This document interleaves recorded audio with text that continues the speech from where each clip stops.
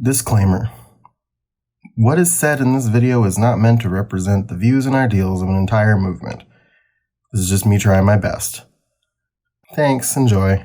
In the criminal justice system, police-based offenses against black people are considered especially heinous, or they should be. In cities across the USA, white people are confused as to what they can do or what any of this even means. These are their questions. Hey, did you know that Breonna Taylor's killers still haven't been brought to justice? It's wild, right? Anyway, I'm back with another AMA. You saw the disclaimer at the beginning. Let's get right into it, huh? How can allies respond to gaslighting of Black Lives Matter? So to understand this question, before I get into it, if you don't know what gaslighting is, you're either very lucky or you are incredibly unlucky. So when you hear this definition, you might want to start thinking about some situations that you might be in currently. Gaslighting is being manipulated into questioning your own sanity, questioning your own validity, things of that nature psychologically. So to a lot of times you think about gaslighting in terms of relationships, where a toxic partner will convince the other person in a relationship that the arguments that they have and the things that they do and the things that make the other person mad are their fault, even though it's not true. So when you apply that to discussions regarding Black Lives Matter, regarding the current climate, it becomes a little tricky to navigate sometimes. There are a lot of people out there that mean harm when it comes to having discussions such as these, and the people that use arguments like the police kill more white people than black people, or what about black on black crime, or trying to obfuscate the point and make you basically insane. That's what they're doing, is they're trying to gaslight you, and they're trying to make you think like them, and they're trying to make you think that maybe where your platform, your position is not as strong as you think it is. Because look at all of this list, look at all these lists of things that really make it not make sense, right? Even though if you look even deeper in, not even like super deep, but like a surface level look into these statistics, and you can basically tell them that they're pulling it out of their ass, right? I had a discussion with somebody, not even a friend of a friend, because the person's page that I had this discussion on is no longer like associated with the person that I had the discussion with, thankfully. But it was, in terms of Facebook, it was a friend of a friend. And I had this discussion with this person, and it was proceeding just like another one. It was one of those things. It was one of those posts. My friend posted this post that said, "It's not currently time to be nicer to your black friends. It is time to educate your ignorant friends, about what's going on." And this person came in and pulled the same old all lives matter shtick and just started drilling the point down into the ground, far away from where it actually should have been. I got into it, and we started discussing, and again, they got pointed out into all these different directions, and I came out with facts and refuted it, and I started feeling myself getting angry. That is key to avoiding being gaslit, avoiding your life being just miserable, right? Is when you detect yourself being angry with a situation, it is no longer worth it. My heart is always in it for education. I'm always in it to teach and to help change minds and to really let people know where I'm coming from, and hopefully help them understand where the movement's coming from, and help them maybe shift their ideals a little bit, right? You can't do that for everyone. I've said this before, but that sometimes it's just not worth it.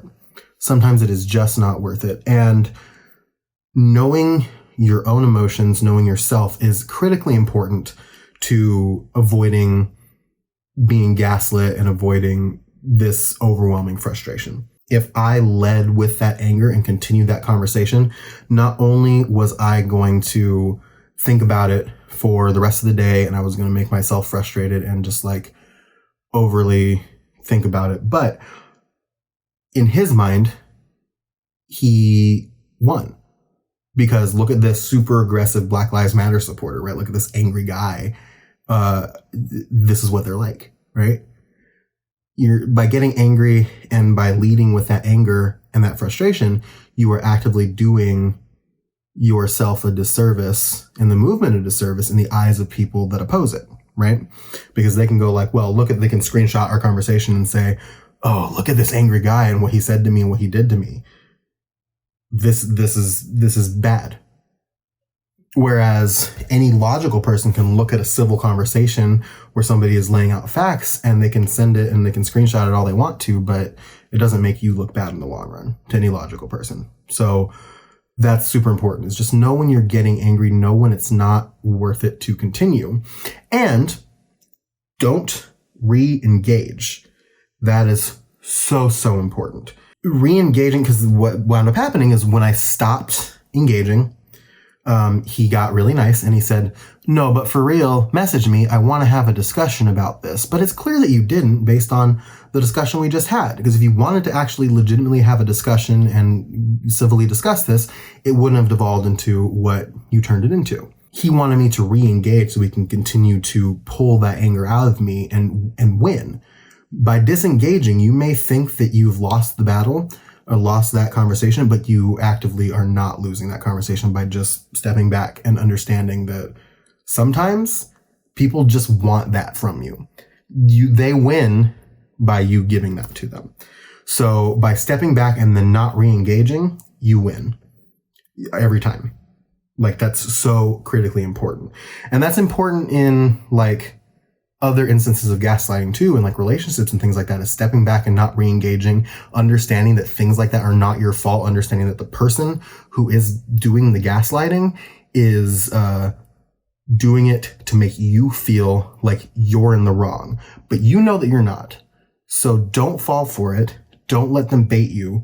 Don't let them damage your psyche, and don't let them win. Step back, don't re-engage, be done with it. And it sounds difficult, especially when you're really passionate about the movement and changing people's minds.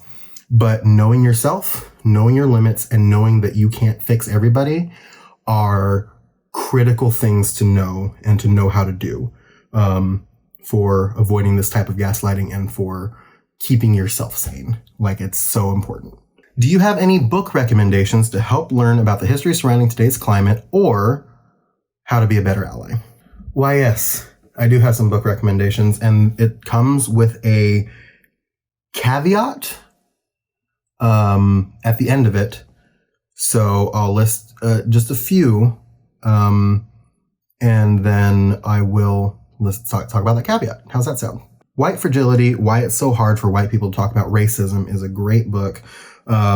It kind of talks about reactions that white people have when their ideas and their conceptualization about race and racial inequality are challenged, and how the reactions to those things can actually help keep pushing racial inequality. So that's a really great book to read.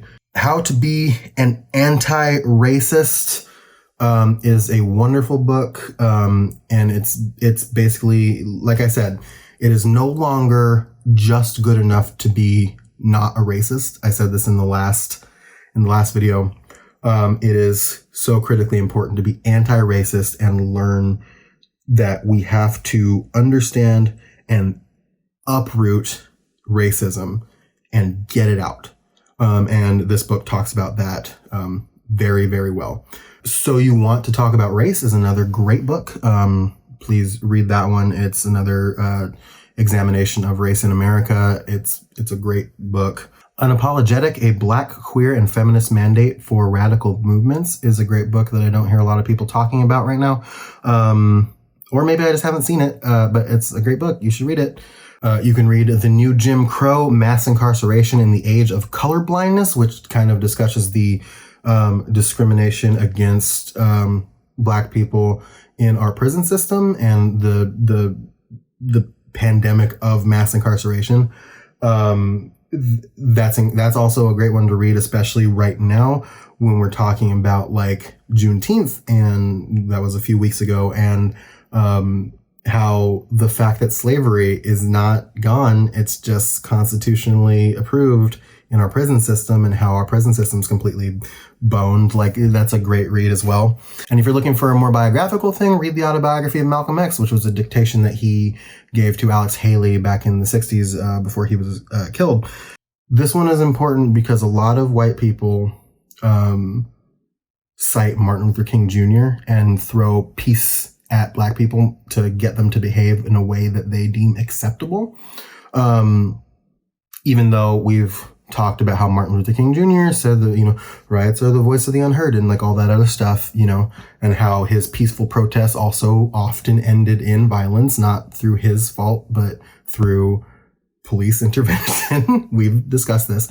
Malcolm X had a completely different mindset on how to do things. And it really illustrates that the civil rights movement wasn't just one guy with one mindset, with one thing. It was a bunch of people doing what they thought was right to get to forward progress in the movement.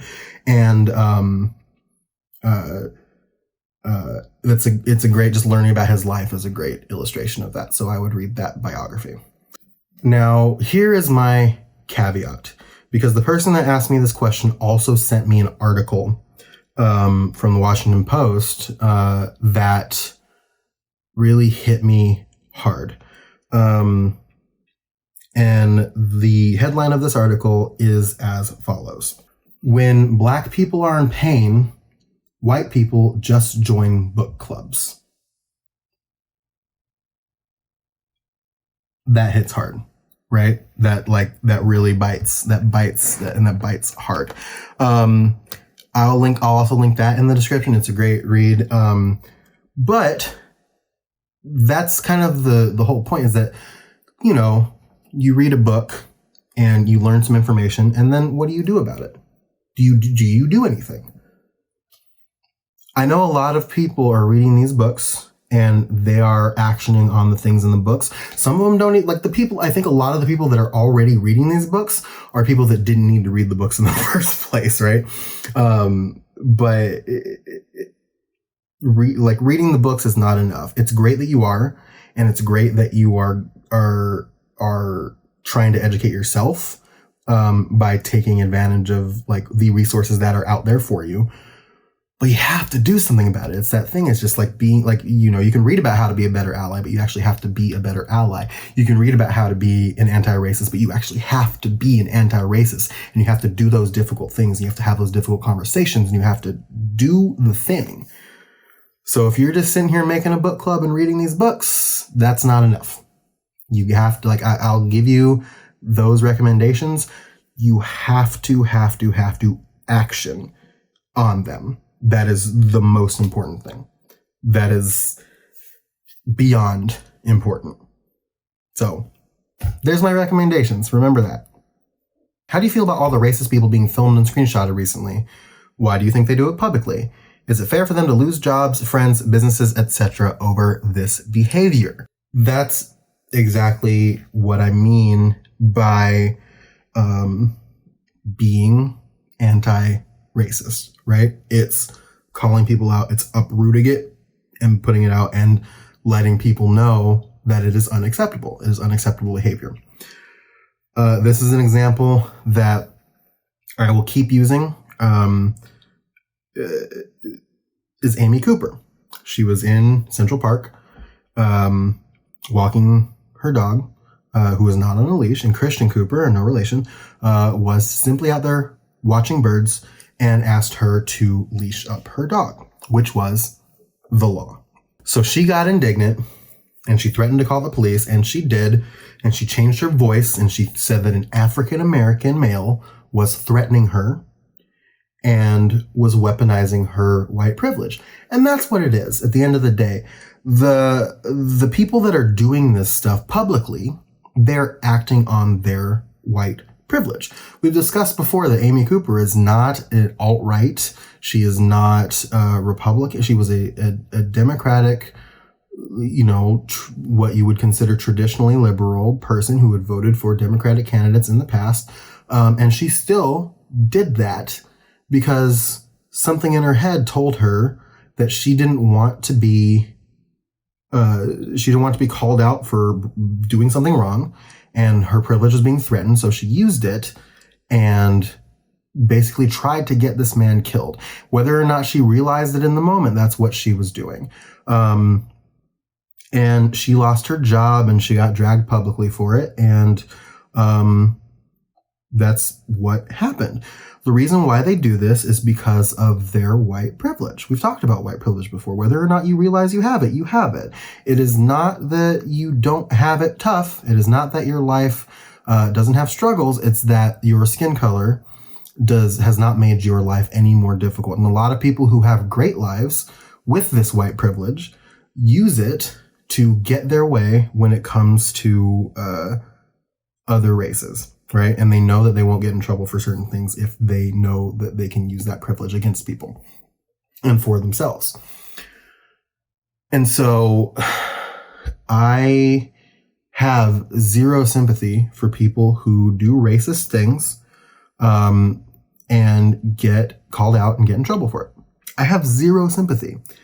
If you're going to be racist and you're going to do that in public, and you're going to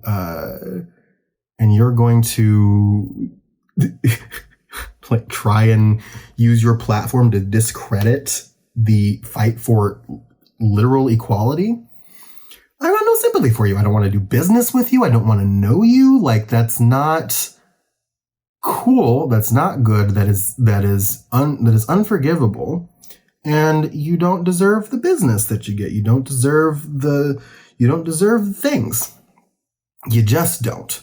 I have zero sympathy. Like I try to be very calm and as measured as I can be when I do videos like this, but you have to understand that I cannot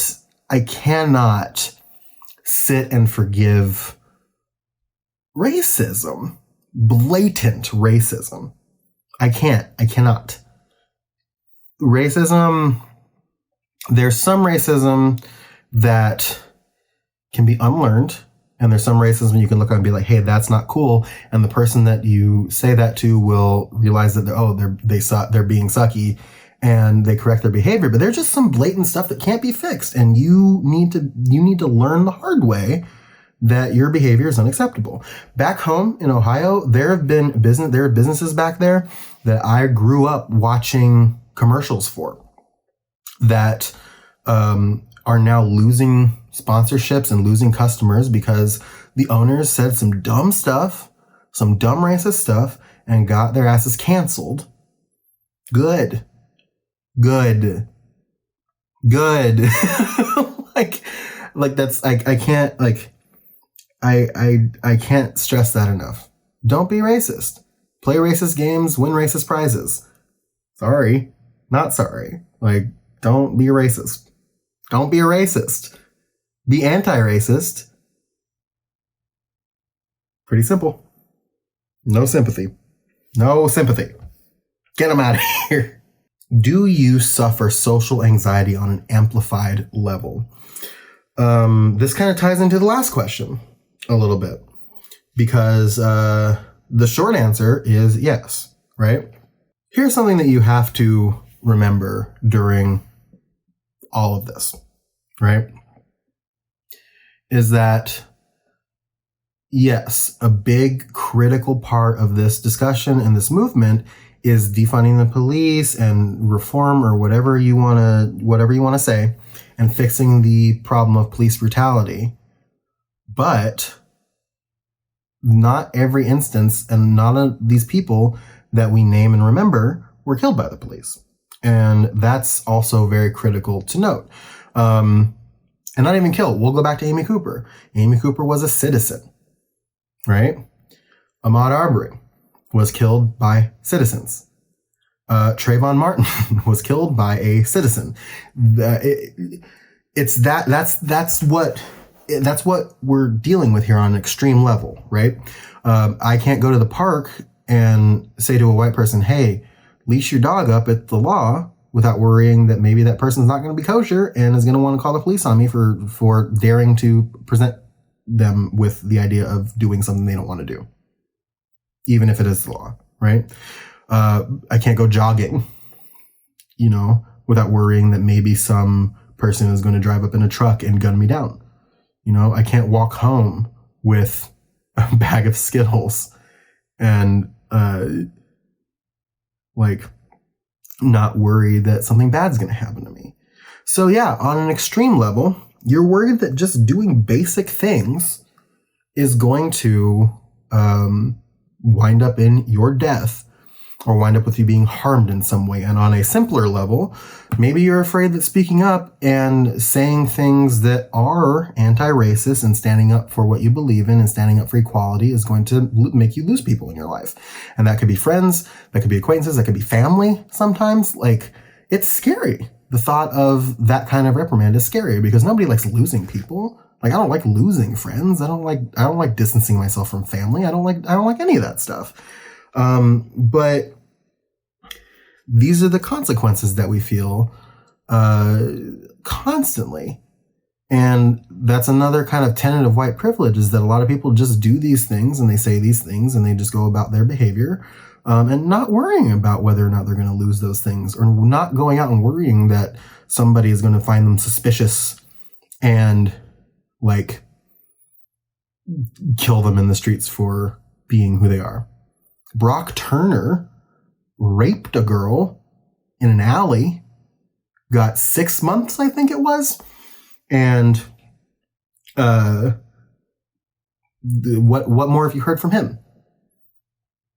Meanwhile, Trayvon Martin is walking home and he gets killed. Ahmaud Arbery's jogging and he gets killed. That's the difference, right?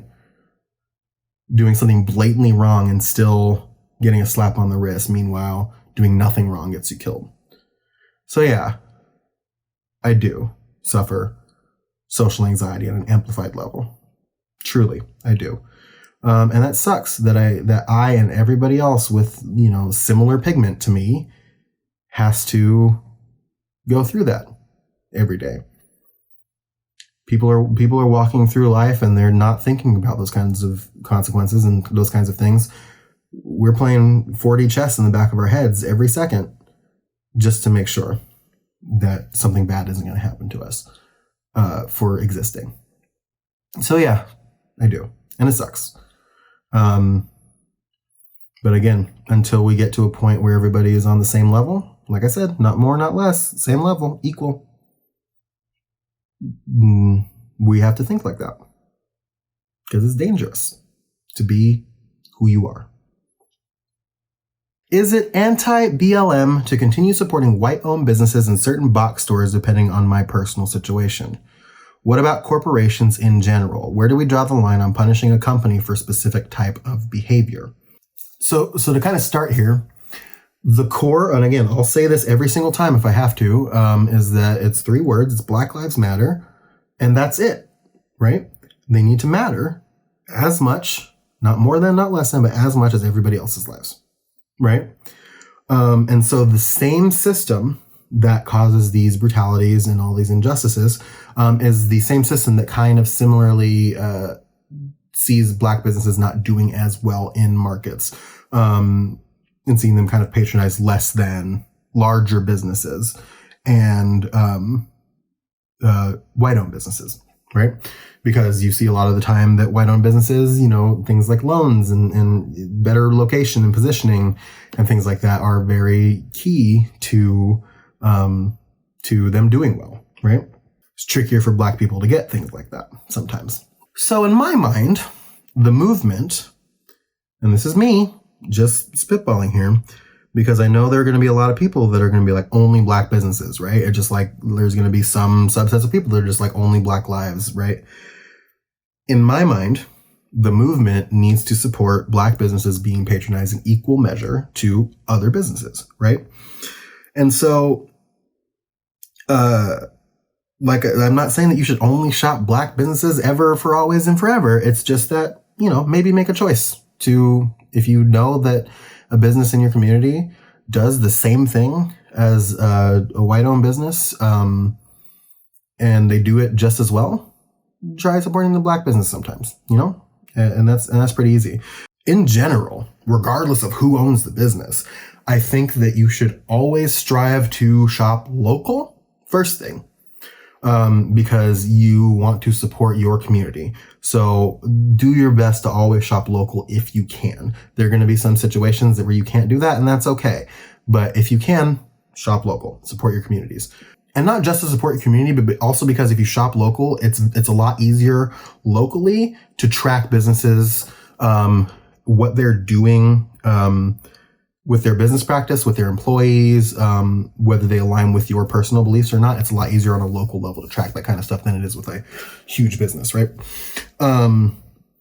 So that's important. So shop local if you can.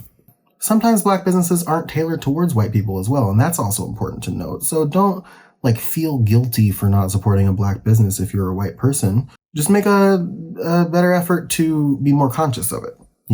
If you can, do. Why not? You know what I mean? As you get more corporate, it is important to do research. So companies like Chick-fil-A or other things like that who are very publicly against LGBTQ rights, and that is 100% trickles all the way down. That is super easy, at least for me, to be like, no, I don't think I will, and just kind of wash my hands of the business, right? I've even, on this channel, I've had a video where we very in-depth, me and some friends in-depth discussed Chick-fil-A. And you can get a better chicken sandwich. You know what I mean? Just as an example, I have no guilt in not supporting a corporation, right? And you shouldn't either. It gets trickier when you have businesses that could kind of go either way. There was a situation a couple weeks ago where people were canceling Taco Bell and Wendy's and things like that because they saw an article that said a franchisee was, a Trump supporter or whatever the news was. I can't remember exactly what the deets were, but it was very anti-BLM stuff. And a lot of people were just like, we need to get rid of the whole corporation. We can't go to Taco Bell anymore. Cancel, cancel, cancel. But if you did a little bit of research, it was a franchisee and not every Taco Bell. It was just somebody who owned a grip of Taco Bells, right? When you think sometimes a company will franchise out businesses and locations. So a grip of them in an area are owned by one person. Meanwhile, the rest of them are untouched by that person. So if you do a little bit of research into that, you'll know, okay, well, I can't support those ones, but maybe I can still go to my local one. And a lot of people are untouched by that situation. So it's all case by case, and you have to really look into that stuff, and do your research to make sure that you're not boycotting businesses that shouldn't be boycotted, and locations that shouldn't be boycotted, while also boycotting ones that you think should be. You have to make that decision for yourself. To distill it down, my opinion is always, if a business exists that does the same thing as another business and one is owned by a black person, do your best to support the black business. Not because I think that a black business and black people deserve more than, but because they deserve the same and they're not getting it right now. It is not racist to support a business, whether it's white owned, black owned, Asian owned, Indian owned. It does not matter who owns the business. It's not racist to support a particular business. It's just that the spotlight is currently on black businesses because they don't matter in an adjacent way to how black lives don't matter. And that's the whole point of the movement. So help black businesses catch up in a race that they are woefully behind in, just like black lives are. It's that simple. If kneeling during the national anthem becomes the new normal, does it eventually lose its meaning? And at what point are we okay to stop doing it? That one is also tricky, and I want to kind of start it out with a little bit of history into what the kneeling is in the first place, right? To kind of dispel some mysticism, because you'll see that people will take, well, kneeling is disrespecting the flag. It's not. There's nothing in the flag code about kneeling or standing or anything during the national anthem. Figure it out. But I wanted to kind of talk about like where the kneeling came from, because it started like as the big deal became Colin Kaepernick, right? So what people don't talk about a lot is that Kaepernick was originally sitting during the anthem, and nobody paid attention to that even a little bit. Like, no, there was no news, there was nothing. He was sitting during the national anthem. And that made Nate Boyer very upset. But instead of getting angry, what Nate Boyer did was he wrote a letter to Colin Kaepernick and said, hey, let's discuss this and talk about our differences and our beliefs and figure out what we can do to help each other. Nate Boyer was a former player and also a Green Beret. He was a member of the military that people claim kneeling during the anthem was disrespecting. And Colin Kaepernick got the letter and agreed to meet up with Nate. And they came to a middle ground where they said, well, instead of sitting during the anthem, why don't you take a knee? Because soldiers will take a knee in front of the graves of their fallen brothers as a show of respect. So take a knee. It's a great way to bring attention while also still respecting, what the flag means, right? And, we talk about, does the flag even mean anything? But that was the decision that they both came to. So they both agreed on that, and they said, well, okay, well, I'll do that. And that's when it started blowing the fuck up. So you have to understand, when you say that kneeling during the national anthem is disrespectful to the flag and to the servicemen and women, what you're not understanding is that the compromise came from somebody who was in the service, and it came from an act that service members do in respect to fallen soldiers. So it comes from a place of respect for the flag and soldiers ultimately. And so that's where that all came from. And it blew up, obviously, and then it became a whole thing. So now, because Black Lives Matter is so in the forefront, and because sports in the midst of COVID are starting to consider coming back, what you're going to see is a lot more athletes kneeling and showing that protest. So the example that was brought to me with this question was that this person was seeing that one of the first sporting events that was brought back was women's soccer, and the entire team knelt during the national anthem. What if this becomes the new norm? Because if you think about it, throughout your entire life, Pledge of Allegiance, national anthem, what do? It just becomes a reflex, and it honestly doesn't really mean anything at this point. It's just, this is what we do. My personal opinion is that I don't think it's going to become that until we make significant headway in the fight, right? Because it's going to mean what it has meant, which is a stand against that brutality, until something gets done about it, right?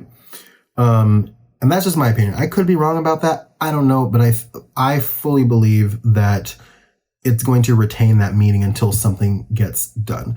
What you're going to see is that as we make progress, as we start reform, as we start toppling and fixing and rebuilding and whatever we're going to do, I think you're going to see people doing it less and less. And then it's going to get to a point where what is good enough? Basically, it doesn't stop until police stop killing black people and getting away with it. That's basically the long and short of it. Like, there's not a whole lot of nuance to it. Like, I think that anything you do repetitively is going to eventually reach a point where it's kind of just reflex. But much like you have to be conscious about being anti-racist, much like you have to be conscious about remembering these things that are happening and not looking away from these things, it's also important to be conscious about what these things mean.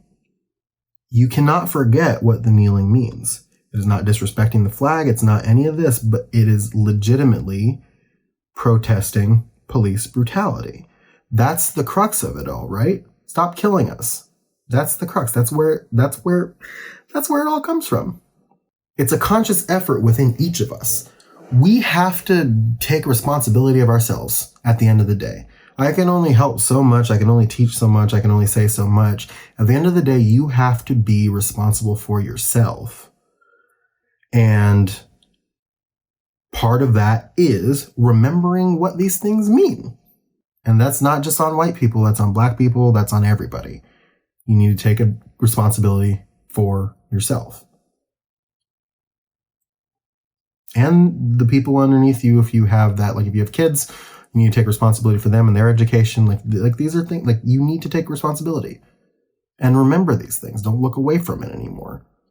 Keep the fallen people's names in your mouth and keep fighting for this stuff. Like it does, like if it becomes normalized and we forget the meaning of it, that seems like it's a fault of ourselves. That's the fault of our system. Because if you think about it, that's the crux of everything that's happening. That's why it's so angry right now, is that that's the cycle. Somebody gets killed, a new hashtag comes up, and then people get mad for a while, and then people just start forgetting about it, and then it happens again, and it keeps on happening, right? And that's that forgetfulness, and that's that normalization. So if you can work your brain into not normalizing that kind of behavior, work your brain into normalizing, like not normalizing the kneeling and all these like little things that like stack up and like add to the movement. Like work on yourself. Like work on, like we can all do that. Just work on your brain. There's not much else I can say about that. Just don't, like, what if it loses its meaning? What if it becomes normal? Don't let it be. Simple as that. This is a question, nobody asked me this time, but I think it's a good question, so I'm going to do it again because I want to address something specifically right now. What is something that you really want to tell white people / allies? And that is, just because you have a diversity quota does not mean that you are solving racial injustice, right? You'll see a lot of companies right now are trying to be conscious about the situation at hand, and you'll see a lot of them are putting black people into positions of power, or creating, divisions or parts of the organization that are now headed by black people. That does not mean that a company does not have issues when it comes to racial injustice. And if you see behavior like that, if you see that a company that you're working for, that you support or anything like that is promoting or pushing black people, continue asking those questions and asking what they are actually doing to further the cause of racial justice and equality. Just because you're putting a token on a platform does not mean that you're solving racism. It just means that you're putting a token on a platform. So continue asking questions of businesses that you are a part of and businesses that you support, and make sure that they're actually doing the right thing, not just diversifying the surface level of their corporation, but actually combating racial inequality. Make sure you're continuing to ask those questions. And that's it for this video. Like I said, if you want to ask me questions. I'll do another one of these. Why not? Hopefully this is beneficial to people. There was enough questions for me to make a second one, so people must have gotten something out of the first one, I guess. Yeah. Cool. Bye.